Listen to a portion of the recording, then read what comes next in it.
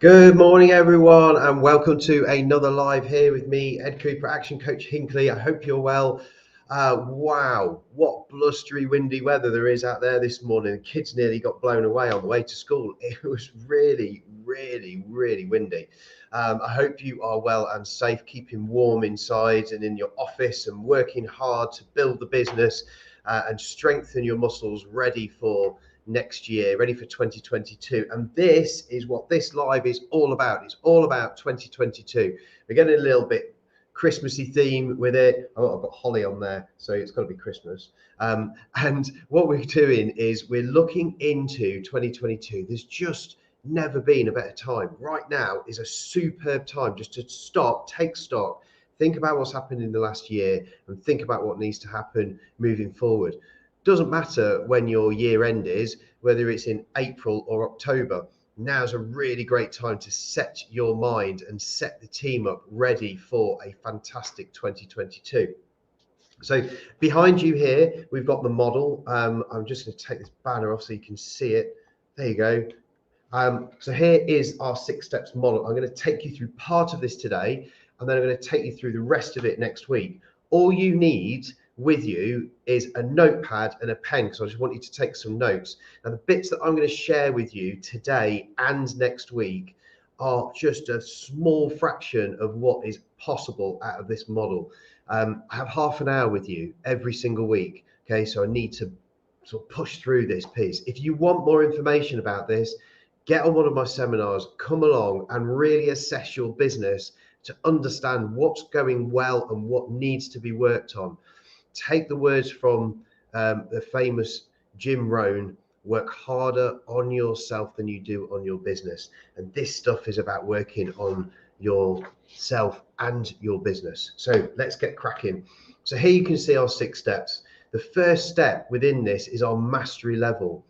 Think about this as creating the blueprint for your business. When you build a house, you don't just start digging the foundations. The first thing you do is to create the plan of your most wonderful and perfect property that you could possibly live in. And getting into mastery at that level is what it's all about. It's making sure that you have an endpoint that you are 100% fired up about. And then you can move through the rest of the levels once you've mastered this. Now, this model is not a linear model necessarily. It's not from a bottom to top model and then you've done it. You can go up and down this model many times, many iterations before you actually get to where you really want to get to. There's no point starting in one space, like planning, for example, if actually your problem is team. But here you can see, let's just take you through the model, okay? So pens, paper at the ready. On the mastery level here, this first section is destination mastery. This is all about knowing where you want to take your business. Here's the tip.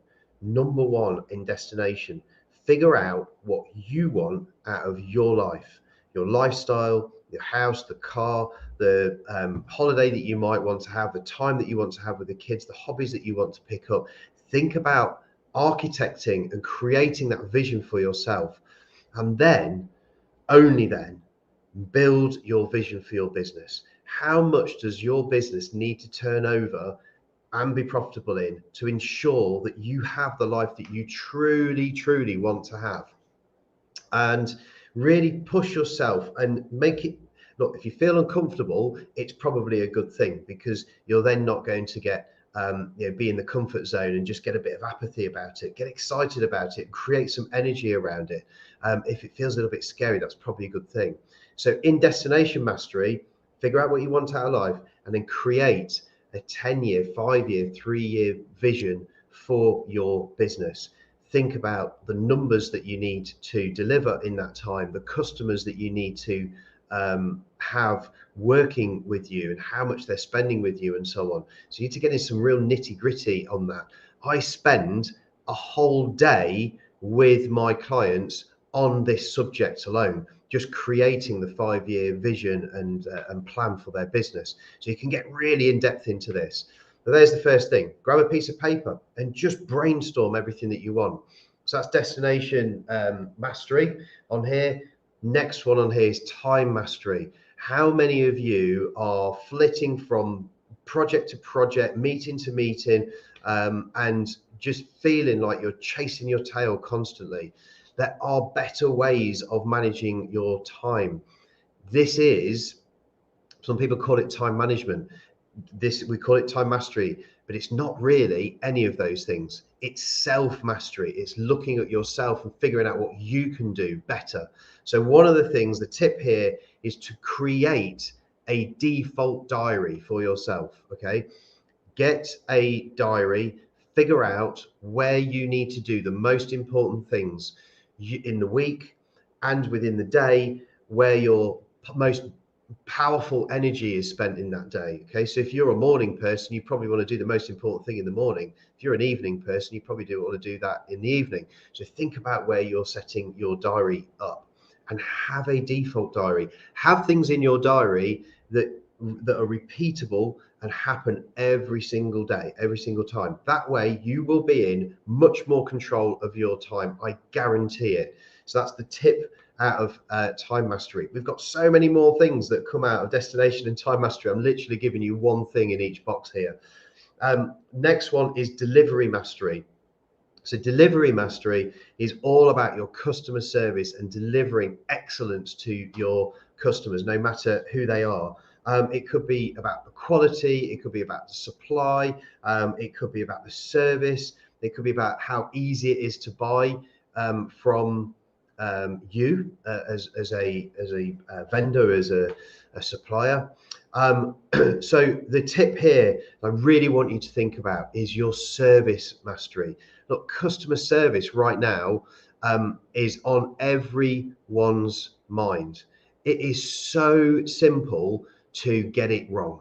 You can go somewhere and try your best, get it wrong, have loads of really negative reviews, and it really damages your business. So if you haven't got the right systems in place to create amazing customer service as standard, then you need to put something in place. So service mastery would be the thing I would want you to think about here. Have we got the systems and processes in place? Do all my team know exactly what they're doing? Do we measure that? Do we measure customer satisfaction and customer service? How can we improve it? And how can we really get people feeling like that they completely connect to my business and they become raving fans of your business and they come back time and time again?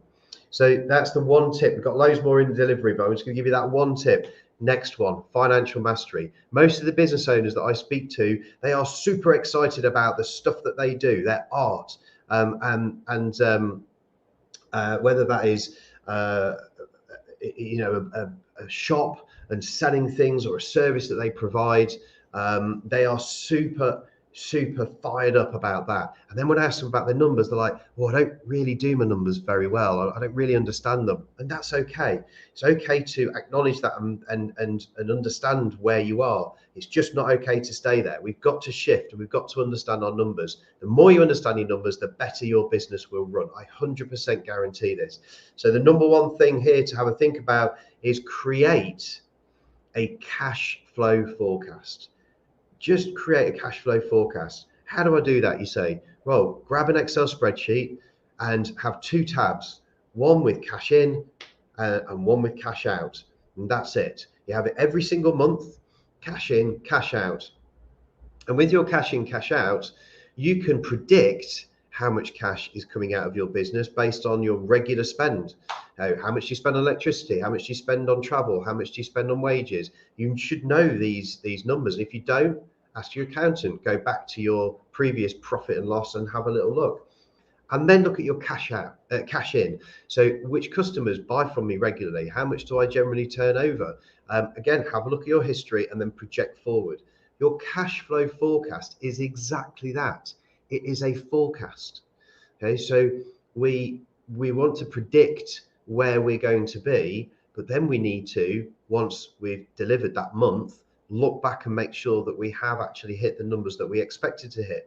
Maybe we've beaten them. Maybe it's a little bit better. That means that we might be able to invest in something a bit quicker than we expected. Maybe we haven't beaten them because if something's happened in the marketplace, that C word that keeps flying around and doesn't seem to disappear, right? That has affected our sales. So what do we need to do next month to put it right? Your numbers will tell you that. It's really, really key and really important. So there's the number one thing there. Financial mastery is create a cash flow forecast. If you don't know how to do that, come and talk to me. I will share with you a very simple template that you can put your numbers into, and it will kick out all the numbers that you need at the end of that.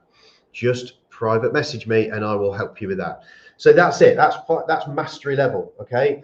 We got destination, time, delivery, and financial mastery. And once you've done that level, what you're doing is you're eliminating some chaos in your business. The chaotic, random kind of customer service that might be going on. The inconsistencies, if you like, not really knowing where you want to take the business, and kind of flitting from thing to thing, just to try and eliminate the chaos within your time constraints. And of course, with the numbers, not knowing really where you are from month to month, and maybe until your accountant gives you the year end and you realize that you're profitable. So that's that first level. Now, once we do that, we're going to move into niche. I'm going to share niche with you, and then today we're done. Okay, so keep those pens warm, keep your paper open. And what I want you to do before I move on to niche is this one thing. I just want you to reflect on the one thing that you are going to commit to on the mastery level over the next month to ensure that you shift your business forward in 2022. Just that one thing, okay? Right. As you write that down, in the niche level, we've got kind of one big area, and then what we call the 5 ways. Okay, so these other 5 boxes. This one big area here is USP. If you've not heard of that before, it's the unique selling point. What sets you above everybody else and your competitors in the marketplace. And secondly, guarantee.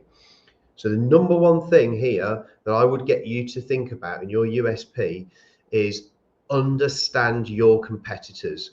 Go and figure out what they are doing and what you do differently, and make sure that you stand above everybody else. If you're a window cleaner, and you've got lots of different window cleaners out there and companies out there that do a very similar job to you, what makes you stand out? Why should I come to you? And now you ask, why is that important? The windows get cleaned, I get paid, everyone's happy. Well, not quite, because if you carry on doing that and having that mindset, what will happen is that the window cleaner next to you will drop their prices slightly so that they can get your business. And if they drop their prices slightly, then, and they do get your business, what are you going to do? The chances are you'll probably match their prices or drop them a little bit more. Now you're in a price war because you've got nothing to distinguish you to your competitors.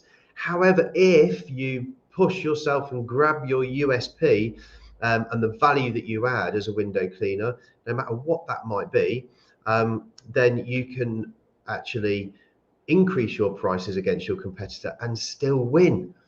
And if you think about your unique selling proposition, the way that I would angle this is this way.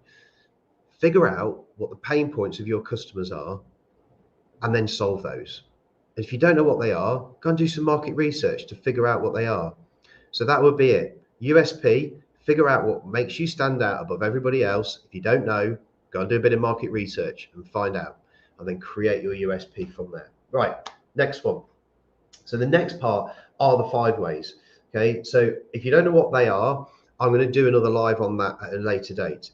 And if you really want to get to know what they are, come along to the seminar and I'll explain it in full in the whole session. Okay, but really what we're looking at is the levers or the things that affect the great outcomes or the great results in your business. And they are collecting more leads, converting those leads into customers, making sure that people spend with you regularly, and their basket size, if you like, the amount that they spend with you is going up, not down. And then the average transaction. So that is the number of times that they spend with you or purchase from you. And finally, the percentage margin. Okay, so I'm going to give you very quick tips in each one of those blocks so that you can write those down and take them away to look at. So leads, number one thing with leads, have you got a marketing plan? Have you got a marketing plan? If you haven't got a marketing plan, that would be the tip here. Go and create one. If you don't know how to create a marketing plan, there's loads of great stuff out there that you can read, marketing books. If you're on the web and you've got a website and you want to pull leads in, read something like They Ask You Answer by Marcus Sheridan. If you want to create a plan, come and see me. I will help you with that marketing plan. I've just been working with some business owners on just their marketing plan, nothing else. And people go, well, I do marketing. What do you do? I go, I do some social media. I do Facebook. I do Instagram. Now that is still, it's arguable about whether that is marketing or not. Some say yes, some say no. But it's certainly raising your awareness in the marketplace, if nothing else, right? And if you're pushing your product forward on Facebook and Instagram and other social media, then you probably could argue that it's a marketing strategy. Question is, how many leads do you get directly from there? And if you don't really know, how are you going to put in place the systems to measure how many leads come in, so that you know that it's successful and it's worth your while spending all that time on those social media platforms? But with leads, what I want you to do with the marketing plan is I want you to think about all the different marketing strategies that you could actually invest in.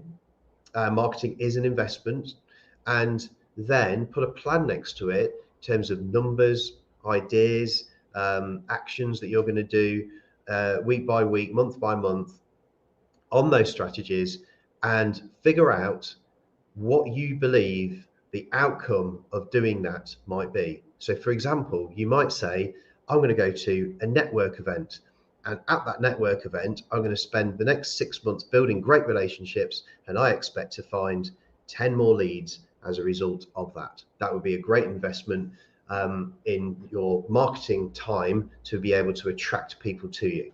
Okay. Now, once you've got the leads and you're building that great relationship with potential clients and customers, next thing is conversion.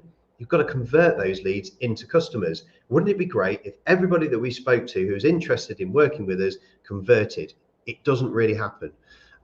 So we need to understand at what percentage level people are converting. Now, here's the thing. The tip here is test and measure.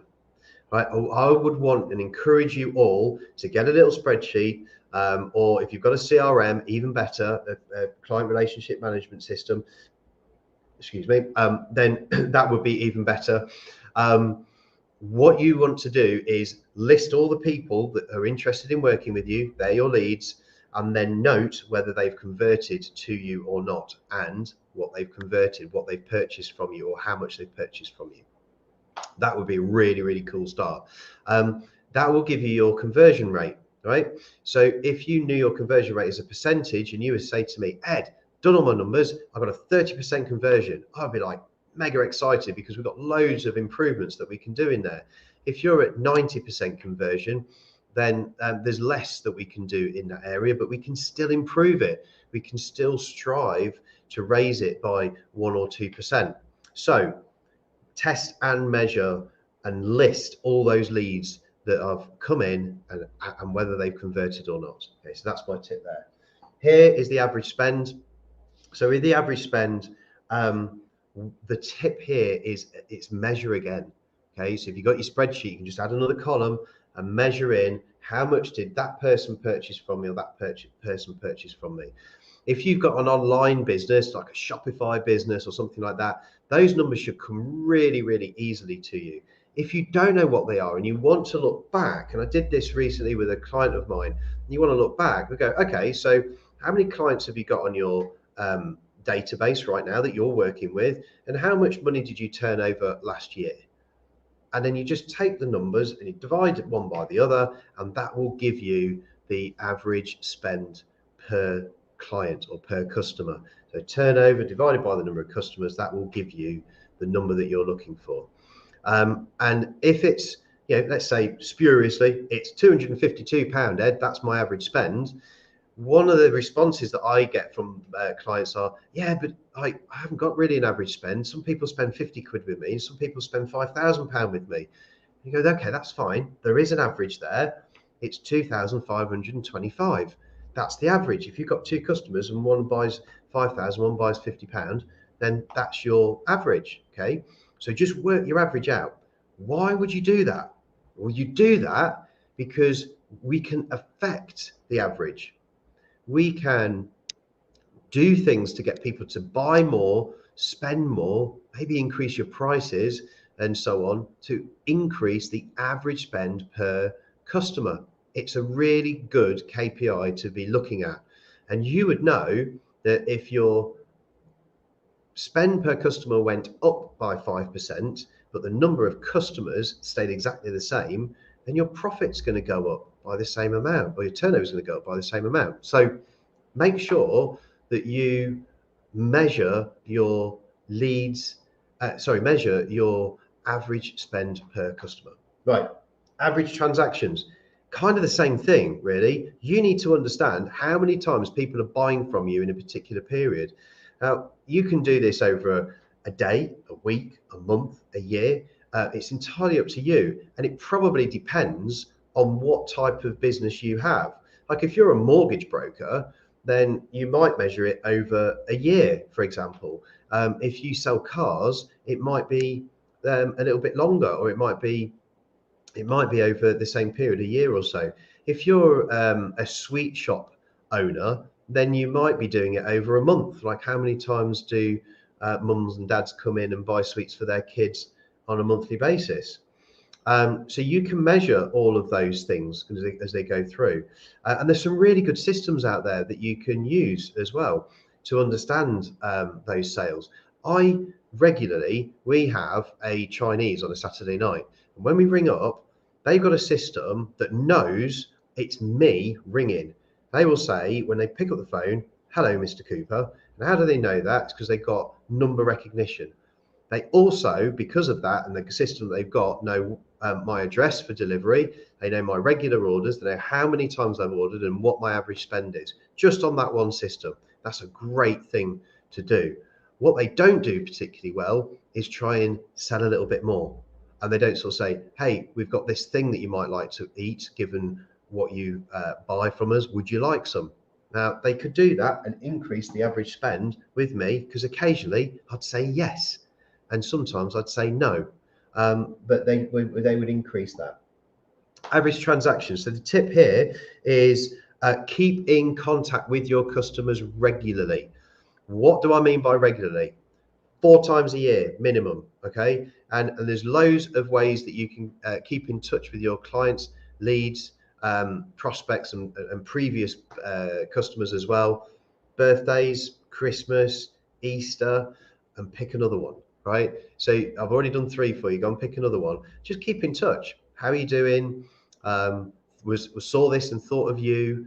Happy birthday, send you a little gift, whatever it might be. But if you keep in touch with your customers, it will bring them back. It will keep them in, it will keep you in their mind. And when they're thinking of purchasing your particular service or product again, they'll be thinking of you first. And that's a great place to be. Right, this one here, this final one for today is the margin. So margin.